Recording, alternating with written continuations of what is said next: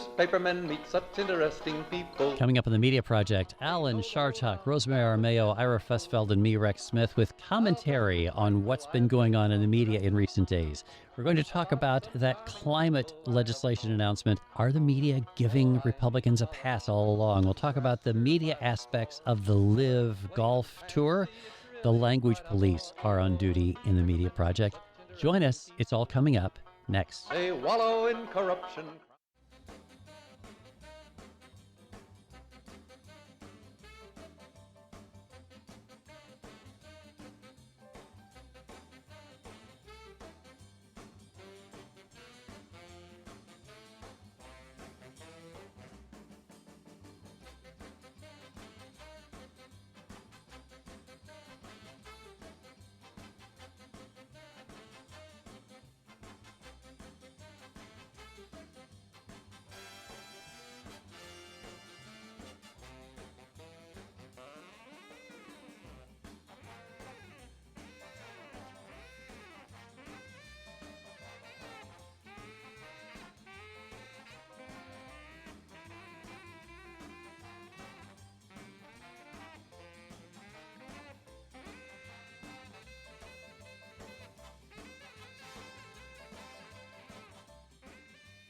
Oh, newspapermen meet such interesting people. They know the lowdown, now it can be told. I'll tell you quite reliably off the record about some charming people I have known. For I meet politicians and grafters by the score, killers plain and fancy, it's really quite a bore. Oh, newspapermen meet such interesting people. They wallow in corruption, crime, and gore. Ting-a-ling-ling, city desk, full of press, extra, extra, read all about it, it's a mess, meets the test.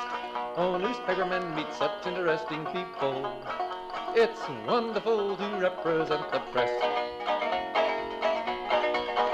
Now... Oh, it's going to be a great show. This is the Media Project. I'm Rex Smith. Before the tape started rolling, it was already getting out of hand, I'm telling you. So we will see what we can do. Alan Chartock, Rosemary Armeo, and Ira Fussfeld. We are here. We are the Media Project, veteran journalists all, and we're going to talk to you about what's going on in the media these days. Who are you? I wanted to know. Well, I'm the author of something called Upstate American, which is my little weekly essay in the former editor of the Times-Union. Rosemary Armeo is a veteran investigative journalist, editor, professor. Ira Fussfeld, the longtime publisher in his salad days of the Kingston Daily Freeman and affiliated publications, and Dr. Alan Chartock, the CEO of Northeast Public Radio, commentator, columnist, and political scientist. What? They still don't know who you are. Yes, you have not identified I yourself. did, actually. I said that was the first thing out of my mouth. I'm Rex Smith. Oh, okay. Well, I heard it, Rex. See, thank you, Rosemary. Some people pay attention. That's This is a not- veteran reporter who knows how to hear things. I was thinking I ought to get a salad because I could use to change my diet. So that's neither here nor there.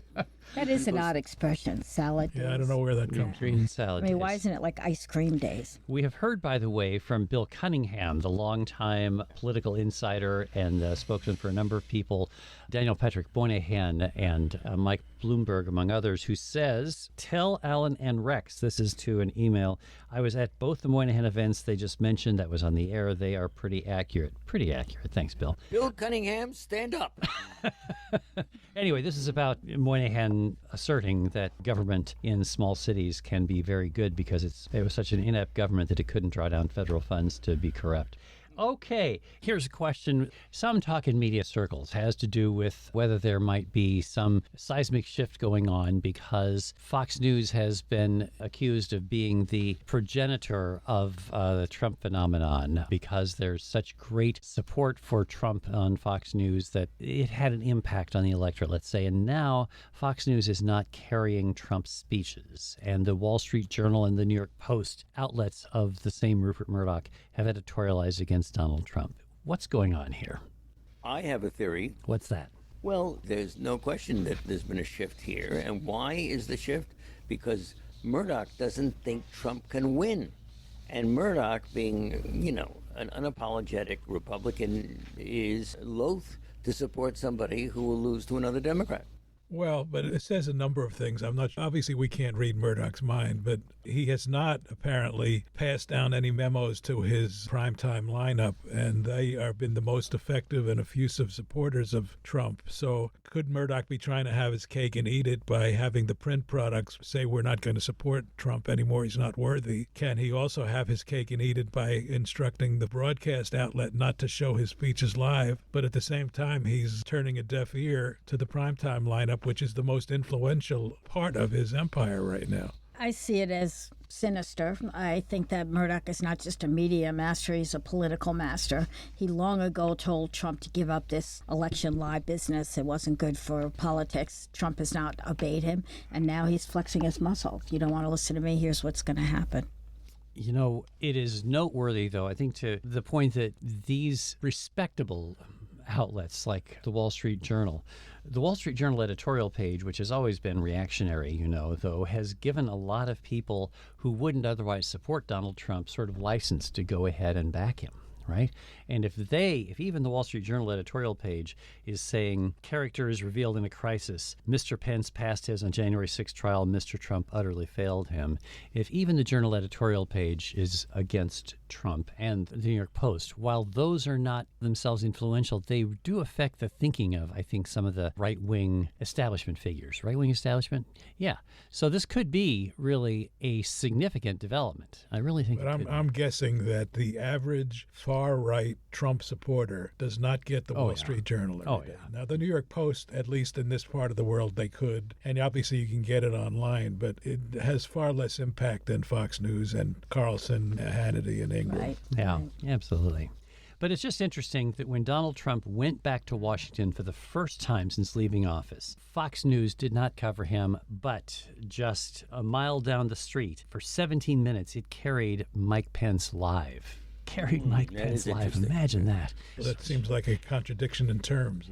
But there's another interesting development going on in the world of right-wing broadcast, and that is of the two quote-unquote competitors to Fox News. You have, Newsmax and OAN. OAN is very close to going out of business because they've already lost their carriage rights on DirecTV, and they're going to lose them within days on Verizon Fios.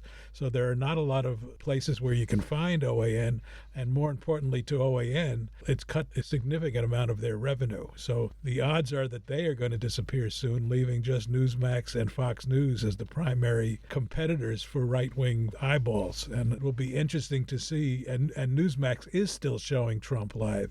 So we have to see now whether there's going to be a departure from Fox News and Newsmax will become a bigger player. One of the interesting things is that there is so much coverage of Donald Trump suddenly again.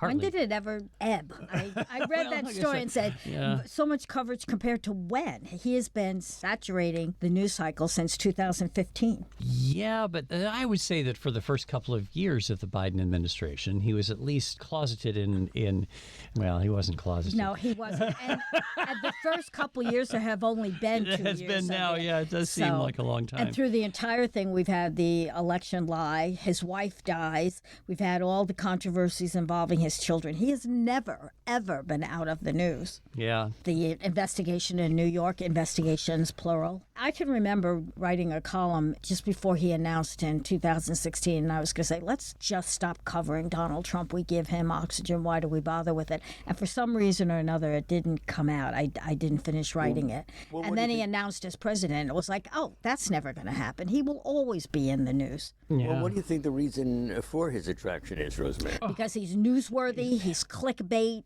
he's more interesting than any other person on earth, except possibly Vladimir Putin. And why is that? In other words, what is it that makes people click him?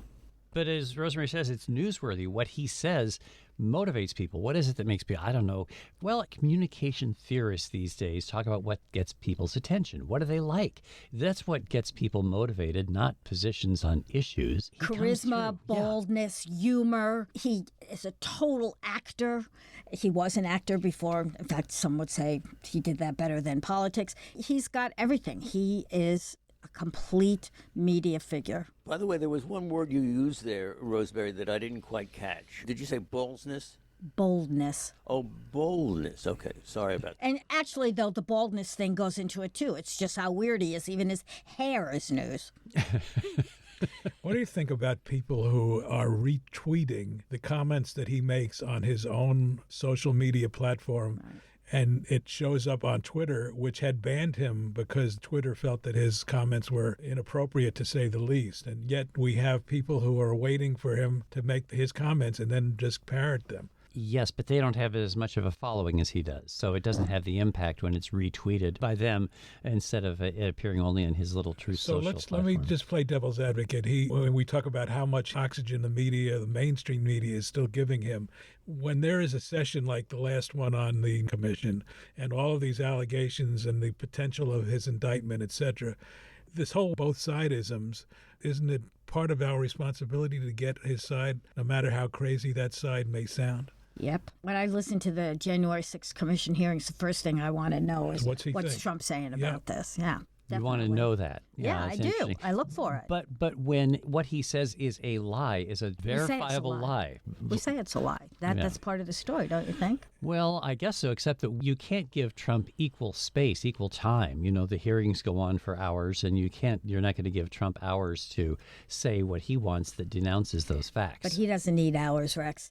He says, Donald Trump says, and he's got the attention. He does not need the same clout that Nancy Pelosi does, or name anybody on the committee. And meanwhile, there are reports as we speak that he intends to sue CNN for characterizing his comments as lies. Bring it on. Yeah, well, that's what I say. He's tried that before, and so has Devin Nunes. And won't work, because once it comes to discovery, truth is an absolute defense in any libel suit. And so far, with the new Supreme Court, I don't know. But who knows? Yeah, maybe he's counting on it going to the Supreme Court and getting Sullivan standard overturned.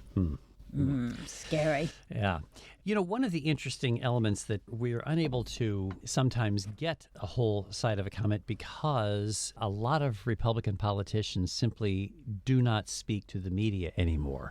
We have that as an example in upstate New York in Representative Elise Stefanik, the number 3 Republican in the House, who simply doesn't speak to the media. That seems to be a good tactic. It seems to be that if you just stop talking to journalists, what has happened is they can get by without us. They really don't need the mainstream media anymore. So I don't know what the solution to that is. Yeah, the solution has to come from our consumers, the news consumers, not from the news media. This is a tactic very common in Eastern Europe. When I first started working over there, it was amazing that politicians would say, "Who are you? Why should I talk to you?" And I always made the contrast to the United States, where talking with the press was considered part of the job. If you were a politician, you had to talk to the people. That meant talking to the press.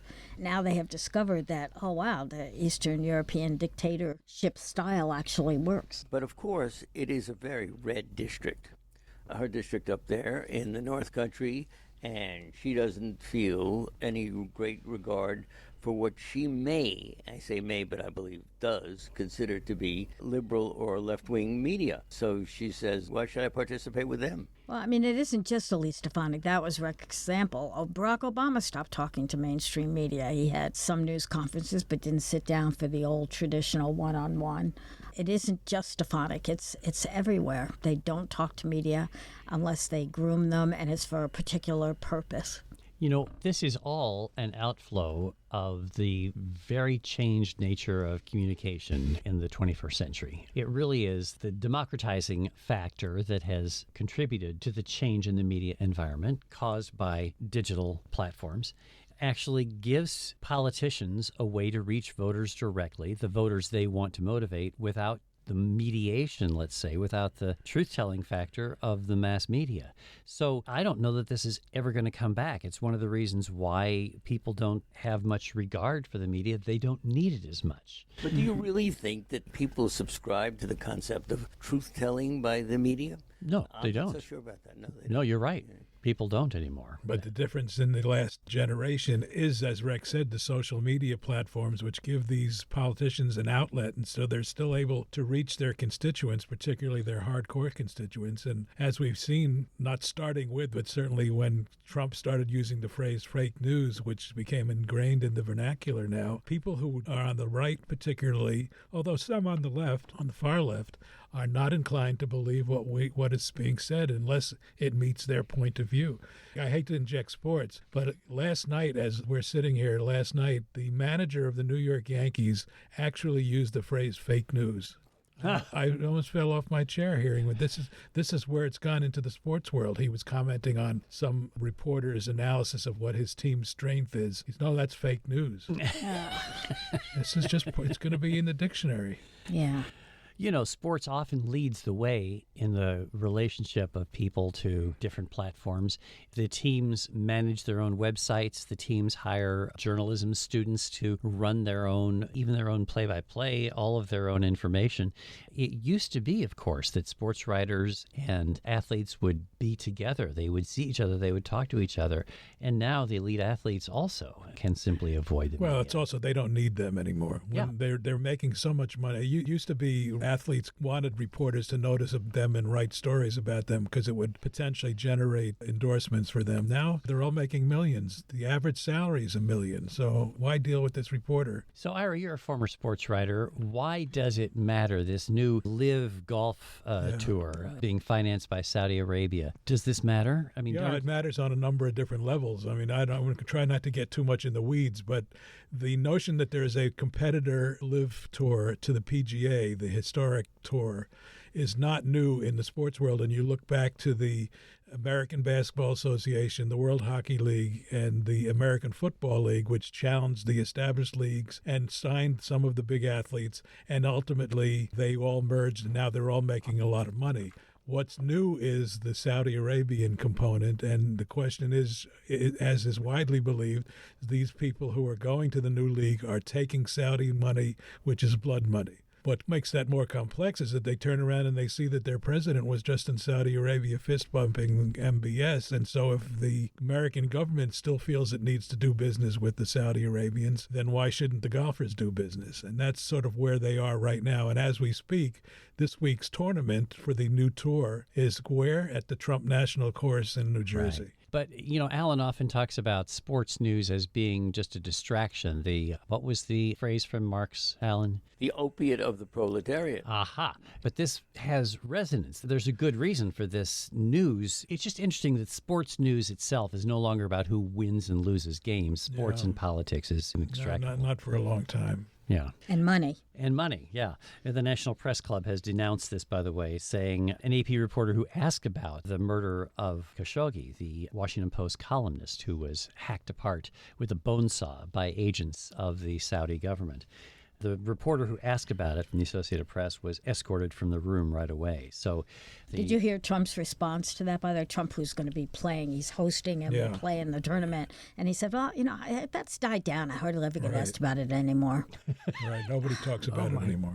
So that's the end of principle. And talk about making enough money. The PGA doesn't give them enough money. They have to take blood money. But from a media standpoint, at least so far, the new tour is not receiving anywhere near the coverage as has been the established PGA Tour. So the press has made a determination, at least for now, to pretty much ignore it. The first big is that Tiger right? Woods signs up with them, and that's all out the window. Is that right? Yeah, they're reporting on the controversy, but they're not reporting on the tournaments. I mean, what the new league would love would be for these just to be part of the calendar, and there'll be a reporter out there reporting on the golf. They don't want these questions about Khashoggi, etc. Amazing. If you're interested in commenting, media at WAMC.org is how we get our email, and we're happy to hear from you. By the way, there's been a lot of coverage of Joe Manchin and his recent turnaround, which enables the Democrats to supposedly pass a climate and infrastructure bill that is going to be what President Biden calls the most significant climate legislation in history, $360-some billion. It is interesting, isn't it, that we focus so much on Joe Manchin and not on the unified wall of Republican opposition to this. Absolutely. I think it's a failing of the media that it has not reported that it's been too much Manson and Sinema and not enough. What about at least 3 or 4 Republicans? Why aren't they joining up? But how do you avoid that when it is inescapable that it is the vote of one guy, Joe Manchin, that is going to make the difference in this succeeding or failing? Absolutely right. It personalizes it, and people understand that, but it does Well, it's skew one the reality. identifiable vote. If Susan Collins or any of the so-called moderates, Lisa Murkowski, were to suddenly say, no, this is a good bill, it will help my people, it will help all Americans, I'm going for it, that would be the one vote that made the difference. But they're just a wall. You said it right. It's a wall of resistance that we have come to see as normal. That's the Republicans. They're not doing anything. And as a reporter, what do you do about that? You know, they tried, the AP tried, they went to each one individually and asked about it. It wasn't climate, but it was the gay rights. It was a bill that would have made gay marriage a right under federal law, and asked all 50 of the Republican senators. And the overwhelming majority, I think it was 27 or 28, gave no response. They went back to what's the benefit to me of talking to the press, and say, no, I don't like this. That is going to make me look bad, and it isn't going to change anything. I have to think about this. It's a hard... That's what they say. Yeah, the strategy for the press is very limited, I think.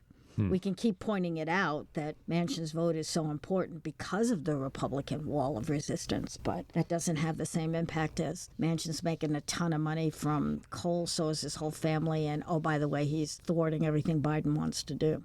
But in the old days, when things were quote-unquote normal, a bill like that would probably pass with not all the Democrats in favor and not all the Republicans against. And so the spotlight on the one senator was not necessary because it was more than one senator. It was the whole concept of this is it seems to have zeroed down to Manchin because we know definitively that if he voted the other way, it would pass. Correct. But again, I just don't think there's enough emphasis to inform or remind readers that there is no support at all on the Republicans. So why should this one Democrat, as loathsome as he may be the one who is the villain in the piece? Ira, that's where the conversation started. Yeah. And the question is, how would you put that increased emphasis on it? What would you do? Well, I think at the very least it needs to be repeated that when Manchin's vote prevents the bill from passing, but remember, the Republicans are not in favor of it also. It has to be a paragraph somewhere within the first 6 or 7 paragraphs. It's hard in any case. The political coverage has just been upended by the change in the emphasis of the public officials and the fact that it is hard for reporters to do a good job of covering consistent, united opposition to something when nothing changes. Because journalism often is about change. It's about things that are different. And when nothing changes, when there is just always this block, this wall, walls are not very interesting to cover. It's really hard to cover That's a walls. really good point. Except if it's Trump's wall on the border. Different wall. Hey, let's talk about language a little bit because language is what we do. There is a phrase that was the subject of an article in Columbia Journalism Review, the phrase unskilled worker, which a journalist was taking offense to, that unskilled is part of a media industry mindset that limits who reporters interview and to what end. And even just using the term unskilled worker minimizes or diminishes the impact. Okay. What alternative would you use? Well, I want to make the point. I hate to set up a straw man, but I am concerned about the language police. I think that we need to describe things as they really are. You know, we don't use the word poor people anymore. We use phrases like families without resources. What? You know, sometimes that it gets so convoluted. But when you say poor people, then we're told that is demeaning. But it is accurate. And to the extent that we make words loathsome, that we say to journalists, you can't use this phrase that is accurate, I think that's problematic. So using this unskilled worker, is there a movement against this? And where is the complaint coming from? It was just an article that one reporter's trying to call attention to it. And I also have raged for years against word police. Like my word, developmentally disabled. Yeah. What is that? Yeah. It applies now to a range of conditions and it means nothing. Or you can't say housing projects, if that somehow diminishes people. You have to say, use the words they use, like gardens. It's a euphemism. In this case, however, maybe it isn't. maybe it isn't a euphemism. You could say laborer. You could say exactly what the job was, an assembly line worker. There's ways that you could get around that without using the insult. Unskilled worker is an insult. Is it? And this illegal alien, you don't think that's an insult? Well, yeah, illegal, I do. undocumented. I remember 30 years ago when we changed it to that. But A third world country. yeah, Our words are pejorative. They're not just descriptive But and accurate. unskilled They're worker- pejorative. Describes the person either has skills or they don't have skills for a And particular some Oh, words- job. come on. And some words you don't want to use, like retarded. That Exactly. person- Yeah. Exactly. I know it's to replace blind is somehow blind and deaf. You have to say hearing or visually impaired. What can they see if they're impaired? no, What can deaf is I now hate the acceptable, but you have to euphemism. capitalize it. Yeah. I don't right? quite understand I don't get that but either. Death. We don't say people died. I was reading the obits out loud to my mother today. You have to say they that. passed into the Oh, no. eternal life. Well, that's They- because the obit is written by the funeral home. It's not written by the... Okay, No, but really, it's there's that language as part of it. Ira, this is all baloney. It's all has to do with the words that we You can't use. say baloney. And That's so baloney. you're yeah, really malarkey, attacking I a can good- say. I can say malarkey. and Joe Biden. So unskilled worker made me think. I do think that's insulting. Was my father a butcher? Was that an unskilled labor? No, that's a skilled skill worker. 'cause he Oh, didn't- yeah, that's a All right, skill. so what is an unskilled worker? Someone who works at the An token illegal packing alien. plant? No, You sorry. send somebody out to do the plumbing and they don't know a wrench from a Yeah. screw. An unskilled worker is someone who doesn't have a butcher skill is a significant skill. That's not an So unskilled what's worker. someone who doesn't? If you work on an assembly Ditch line, digger. A ditch digger, say. ditch digger. You yeah. could say that. But, it's a broader topic than that. I mean, when you're trying to get a generic term that would apply to all that, I think unskilled worker is pretty accurate. And why we can't say poor, now the term I guess you're supposed to use is financially stressed. That, Well, I guess, is. I'm then poor. And that's not right. Well, That's you know- inaccurate. You're That's right. inaccurate. Well, you guys, as former editors, know that one of the first things we try to get our reporters to do is write concisely. And you're taking a phrase like unskilled workers and turning it into something that takes 4 words to describe instead of 2. Why? So it doesn't sound Why would like, it take 4 words? well, depending on what your new phrase is going to be. The question that really is behind this is the class problem in journalism. Most journalists these days are upper middle class. Yes. Journalists used to come from working class families, and that has changed the tone, I think, of a lot of what we see in journalism, right? So who do Yes. you take into journalism schools is an interesting question, because that feeds right into your comment. Right. What do you think about that, Alan? What do I think about it? I'm not paid to think. I think there's a lot to it. I think that's one reason we missed the whole Trump phenomena was that we were not talking to unskilled workers. Well, low-skilled, unskilled. See, it takes up no more words. I Everybody guess, will but it take- just seems accurate to me. Everybody, yes, Ira, that's right. But everybody will take insult wherever they can, and so you can be sure whatever word you use, you're going to hear about it. All right. Finally, today. That settles it. Yeah, that's. I usually do. Well, you're right. I mean, actually, there's plenty of opportunity for us to be offended by things that we hear and see. Finally, there is something called the nonprofit news sector. Alan, you write now for, GWAMC is a nonprofit. And I write for a lot of newspapers, none of which pay me anything. Right, that's different. nonprofit. Those are becoming nonprofit, but there are nonprofits like your outlet in the Berkshires, the Berkshire Edge, and a lot of these. And I'm on the board of the Adirondack Explorer, which is Actually, a wonderful I just want to magazine. correct that, Rex. The Berkshire Edge is owned. Oh, it's a for-profit. I'm sorry. Is owned by some people like I David see. Scribner and others. I see. My Monster mistake. I misunderstood. Yeah. In any case, it's worth noting to people that in this rising nonprofit sector, the difficulty we're seeing is the local outlets, which is where newspapers have died, where the coverage is needed. Those are not getting the funding that the big nonprofits are. Just something for us to take up next time, because sadly we're out of time this week. And there will be a next time. There will be, yes. Ira Fussfeld, Rosemary Armeo, and Alan Shartok. I'm Rex Smith, with thanks to our producer, David Gastina, for shaping this, and thanks to you for joining us once again this week on The Media Project. Complain. But publishers have worries, for publishers must go to working folks for readers and to big shots for their dough. Now publishers are such interesting people. It could be prostitution, I don't know. Ting-a-ling-a-ling, circulation, ting-a-ling-a-ling, advertising, get those readers, get that payoff. What a headache, what a mess. Oh, publishers are such interesting people. Let's give three cheers for freedom of the press.